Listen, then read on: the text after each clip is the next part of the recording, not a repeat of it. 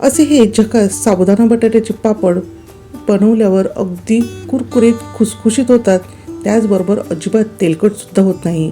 असे हे चविष्ट पापड तुम्हीसुद्धा बनवून बघितले का? जर नसेल बनवले तर नक्की हा व्हिडिओ बघा आणि या पद्धतीने साबुदाणा बटाटा पापड तयार करा, कारण की हे पापड तळल्यानंतर दुप्पटच नाही तर चौपट असे फुलतात.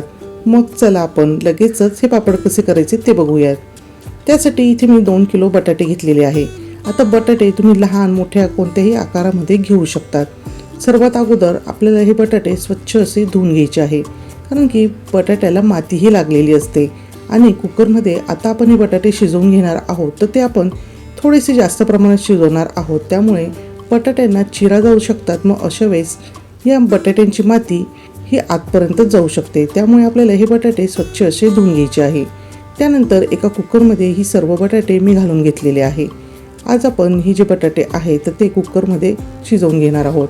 त्यानंतर यामध्ये आपल्याला आवश्यकतेनुसार पाणी घालायचे आहे. तर यामध्ये मी साधारणतः 1 ते 1.5 ग्लास एवढे पाणी घातलेले आहे आणि कुकरला झाकण लावून आपल्याला याच्या 4 ते 5 शिट्ट्या ह्या करून घ्यायच्या आहे.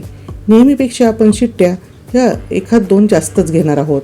आता बटाटे शिजता आहेत तोपर्यंत दुसऱ्या बाजूला इथे मी अर्धा किलो कच्चा साबुदाणा घेतलेला आहे आणि आता आपल्याला हा साबुदाणा कढईमध्ये छान असा भाजून घ्यायचा आहे. पण साबुदाणा भाजताना आपल्याला गॅसची फ्लेम मीडियम टू लो ठेवायची आहे, कारण की साबुदाणा आपला छान असा मस्त भाजला जायला हवा. आता अशा पद्धतीने एकसारखे हलवून आपल्याला साबुदाणा भाजून घ्यायचा आहे.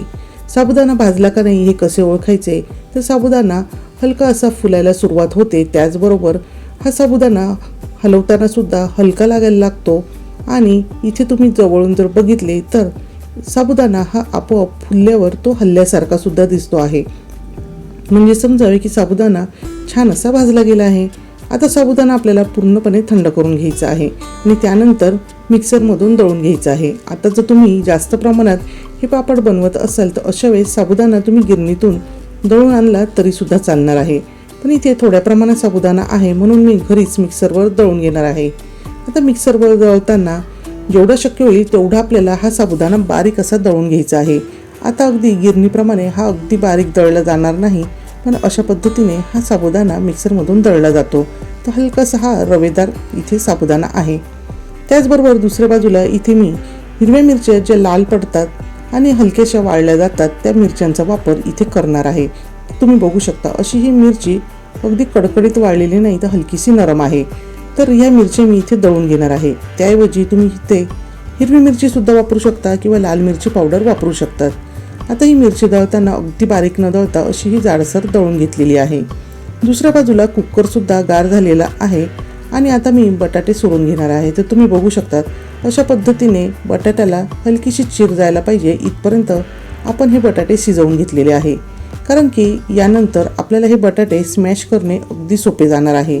जर आपण नेहमीप्रमाणे जर हे बटाटे शिजवले तर अशा वेळेस हे बटाटे लवकर स्मॅश होत नाही आणि ते छान असे मऊसरसुद्धा होत नाही, त्यामुळे आपण हे थोडेसे जास्त शिजवले आहे. सगळ्या बटाट्यांची साल काढून घ्यायची आहे आणि त्यानंतर इथे मी पुरणाची चाळणी घेतलेली आहे आणि त्यामध्येच आता हे बटाटे व्हिडिओ दाखवल्याप्रमाणे स्मॅश करून घेणार आहे. आता याऐवजी तुम्ही इथे स्मॅशरचा वापर करू शकता, किसणीसुद्धा इथे वापरून घेऊ शकता. जी पद्धत तुम्हाला सोपी वाटणार आहे त्या पद्धतीचा आपल्याला इथे वापर करायचा आहे. फक्त उद्देश एवढाच की आपल्याला ही जी बटाटे आहे ते अगदी व्यवस्थित कुठेही जाडसर कण न राहता स्मॅश करून घ्यायचे आहे. तर इथे तुम्ही बघितले असेल की बटाटा अगदी हाताने सुद्धा कुस्करला जातो आहे. अशा पद्धतीने तो शिजवून घेतलेला आहे, म्हणून पुरणाच्या चाळणीमधून सुद्धा तो अगदी पटकन असा चाळला जाणार आहे. तर इथे तुम्ही बघू शकतात अशा पद्धतीने बटाटा हा तयार झालेला आहे. आता सर्व जे बटाटे आहे ते मी पुरणाच्या चाळणीने स्मॅश करून घेते आहे. आता सर्व बटाटे आपले छान असे तयार झाल्यानंतर त्यामध्ये मी जी मिरची दळून घेतलेली होती तर ती मिरची घालून घेणार आहे. आता यामध्ये तुम्ही तुमच्या आवश्यकतेनुसार मिरची ही कमी जास्त घालू शकता. तर इथे मी 1 ते 1.5 चमचा मिरची घातलेली आहे. त्याचबरोबर इथे आपल्याला मीठ घालायचे आहे, पण नेहमी चवीपुरते घालतो त्यापेक्षा थोडे कमी घालायचे आहे, कारण वाळवण्याच्या पदार्थामध्ये मीठ हे आपण चवीपेक्षा नेहमी कमीच घालायचे असते. त्यानंतर आपण यामध्ये दळून घेतलेला जो साबुदाणा आहे तो सुद्धा घालून घेतलेला आहे आणि आता हे सर्व मिश्रण आपल्याला व्यवस्थित असे एकजीव करून घ्यायचे आहे. इथे मी तुम्हाला मिठाचे प्रमाण जे वारंवार सांगत असते त्याचे कारण म्हणजे वाळल्यानंतर पदार्थ हा खारट होऊ शकतो, त्यामुळे आपल्याला इथे अगदी बेताचेच मीठ वापरायचे आहे. आता हे जे मिश्रण आहे तर ते छान असे एकजीव करण्यासाठी आवश्यकतेनुसार आपल्याला पाण्याचा सुद्धा वापर करून घ्यायचा आहे. आता हे पीठ आपल्याला अगदी मऊसर करायचे आहे, त्यामुळे थोडे थोडे करून यामध्ये आपण पाणी वापरणार आहोत. अगदी रूम टेम्परेचरवरचे जे पाणी आहे त्याचाच मी इथे वापर केलेला आहे. आता हे पूर्ण पीठ व्यवस्थित असे मऊसर होईपर्यंत इथे मला साधारणतः अर्धा ते पाऊण ग्लास एवढे पाणी लागलेले आहे. असे हे पाणी मी थोडेसे हातावर घेत आहे आणि त्यानंतरच हा गोळा मी मळून तयार करून घेते आहे.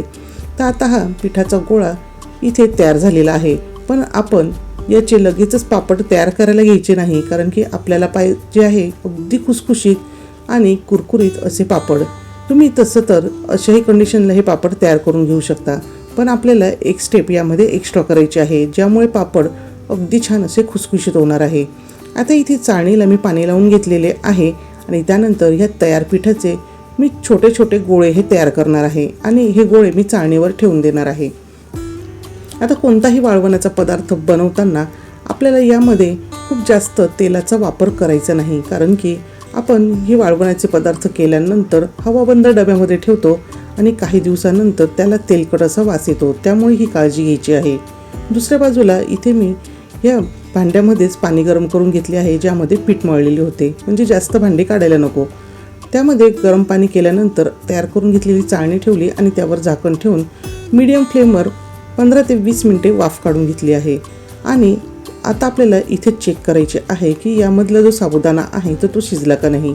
आता हे कसे ओळखायचे, तर पिठाला हात लावल्यावर पीठ हाताला चिकटत नाही, त्याचबरोबर हे जे पीठ आहे तर ते ट्रान्सपरंट सुद्धा दिसते आहे, म्हणजे त्यामधला जो साबुदाणा आहे तो शिजल्यामुळे हे पिठाचा रंग सुद्धा बदलला आहे.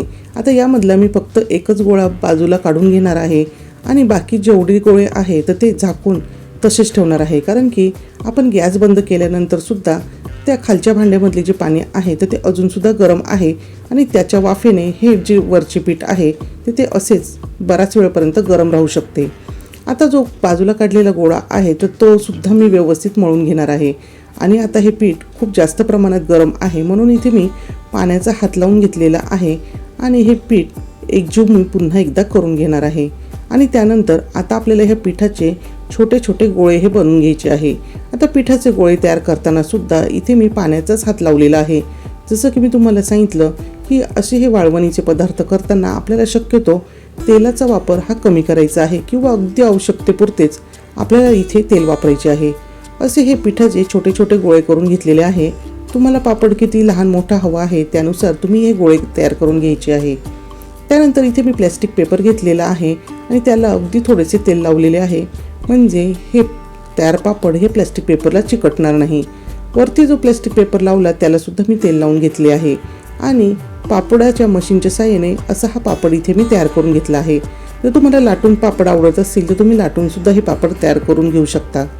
आता हे पापड मी घरातच वाळवणार आहे, त्यासाठी एका मी टेबलवर साडी पसरवून घेतलेली आहे आणि त्यावर हे पापड टाकून घेणार आहे. बऱ्याचदा आपल्याला गच्चीवर टेरेसवर जाऊन पापड करणे शक्य होत नाही, त्यावेळेस तुम्ही अशी ही पद्धत नक्कीच वापरू शकता. आणि एक पूर्ण दिवस आणि रात्रभरासाठी हे पापड मी असेच फॅनखाली वाळवून घेतले. त्यानंतर दुसऱ्या दिवशी अगदी कडकडीत उन्हामध्ये हे पापड मी पूर्ण एक दिवस वाळवले आहेत. आता इथे तुम्ही बघू शकतात वाळवल्यानंतर हा पापड खूप छान असा दिसतो आहे. अगदी ट्रान्सपरंट असा हा बटाटा साबुदाण्याचा पापड तयार झालेला आहे. आणि जी लाल मिरची आपण दळून टाकली त्यामुळे तो पापड अजूनच सुंदर दिसतो आहे. तेल पूर्णपणे व्यवस्थित गरम झाल्यानंतर गॅसची फ्लेम मिडियम करायची आणि त्यामध्ये हे पापड तळून घ्यायचे. तर तुम्ही इथे बघू शकतात की आपला हा पापड खूप सुंदर असा फुललेला आहे. यामध्ये आपण पापड खार, सोडा वगैरे बाकी काहीही घातलेले नाही, फक्त आपण एक स्टेप एक्स्ट्रा केलेली आहे. तरीसुद्धा हा पापड अगदी सुंदर असा दिसतो आहे. आणि हा पापड जसा दिसायला सुंदर दिसतो तसाच तो अगदी चविष्ट लागतो. आणि इथे तुम्ही बघू शकतात की वाळलेले पापडची साईज आणि तळून तयार झालेले पापडची साईज ही किती मोठी आहे. इथे पापड अगदी दुप्पट नाही, इथे चौपट असा फुललेला आहे. आणि हा पापड अजिबात तेलकट असा होत नाही, अगदी कुरकुरीत खुसखुशीत असा हा पापड तयार होतो. असे हे पापड अगदी पूर्णपणे वाळल्यानंतर आपल्याला हवाबंद डब्यामध्ये ठेवायचे आहे आणि वर्षभर आपण हे पापड कधीही तळून खाऊ शकतो.